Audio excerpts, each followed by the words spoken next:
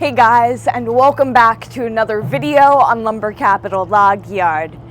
So someone asked me, Emerald, how do you deal with KERF and what are some of the rules that you follow in order to get consistent dimensions? And this is a good question that every decent sawyer asks themselves. So today we're going to find out.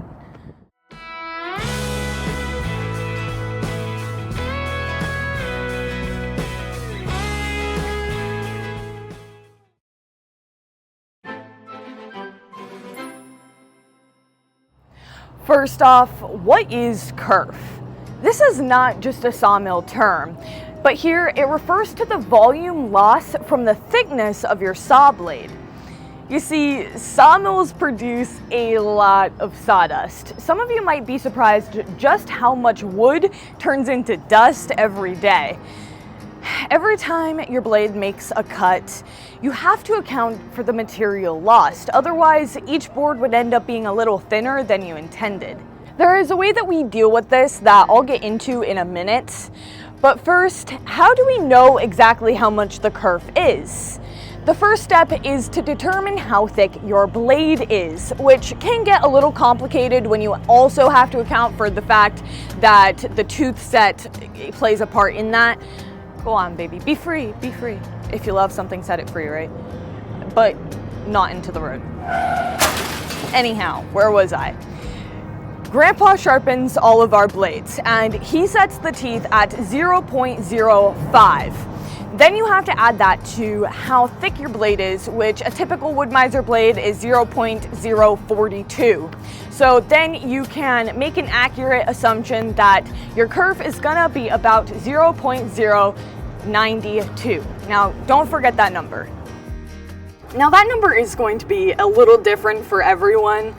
To minimize KERF, you can run a thinner blade, but I'm gonna be honest, I don't really know how much of a difference that makes. That would be an interesting test though in the future. What I do know is that bandsaws lose less to KERF than circular saws, with bandsaws having a total loss of about 12%, as opposed to circular saws, which is more like 21. So it's a big difference there. Now the question is how to use this information. If you have a computer like mine, then you can set it to automatically account for the KERF, which is great. But if you have a computer like, for instance, the Simple Set, then you're going to have to account for it manually by making each cut slightly above where you would, which can get complicated and honestly sucks. Let me show you how to set your KERF on the AccuSet 2 so that you can adjust it to your liking.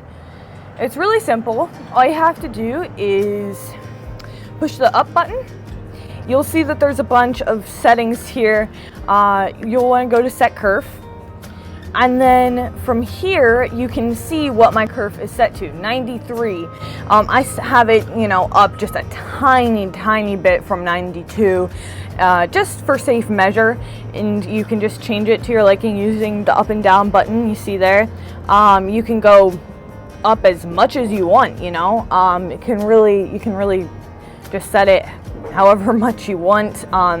There might be reasons why you'd want to set it for more if you have a really thick blade on there.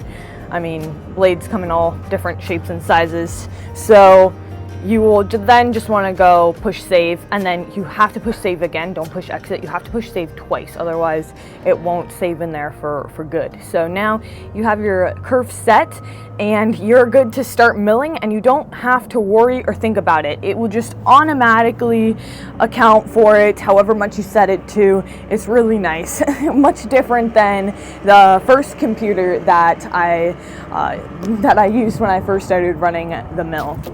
Now let's start up this machine and make a few cuts. I want to show you guys just how much sawdust comes off of one cut, and we have some orders to get done, so let's start her up and get back to milling. One thing I need to mention before I do that is that this log is only 8 foot long, so you're not going to get nearly as much sawdust as you would out of a longer log, obviously, but just had to put that out there.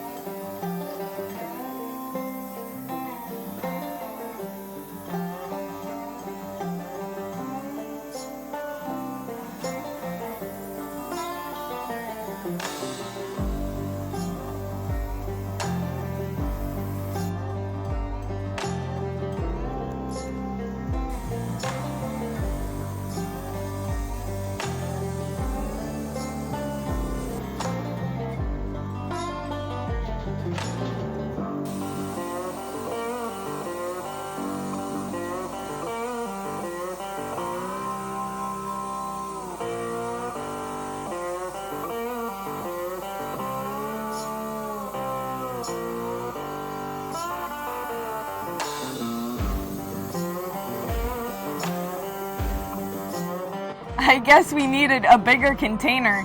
I was not expecting it to be that much. I mean, I run the mill every day and I was honestly kind of surprised at how quickly this filled up. I mean, it started overflowing halfway through the log. And like I said, that's only an 8-footer, so it's a lot of sawdust. I mean, I said that in the beginning and here's proof. Just imagine if you laid this all out and compacted it, how many extra boards you would get in a day if it didn't all just turn into sawdust. That's it for today's video, everyone. I hope that you enjoyed. If you did, make sure to give it a thumbs up and subscribe to the channel if you haven't already.